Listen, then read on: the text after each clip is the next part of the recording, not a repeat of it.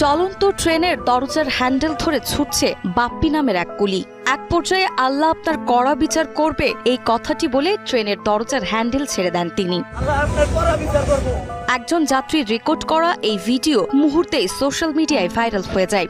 ওঠে সমালোচনার ঝড়। তবে ভাইরাল এই ঘটনার পেছনে রয়েছে আরেক গল্প। হ্যাঁ রে, আমি ট্রেনে উঠার কথা বলে দিছিলাম যে স্যার আপনাকে ট্রেনে উঠাই দিব, আপনি আমারে খুশি করে দিবেন। যাওয়ার পরে উঠাই দিছি, যেমনি পারছি ট্রেন থামায় দিছিলাম, অনেক দূরে থেকে দৌড়ে উঠাই দিছি। খুশি হয়ে 10 থেকে এক সময় 50 টাকা দিতে রাজি হলেও বাপ্পি তা না নিয়ে 200 টাকা দাবি করে।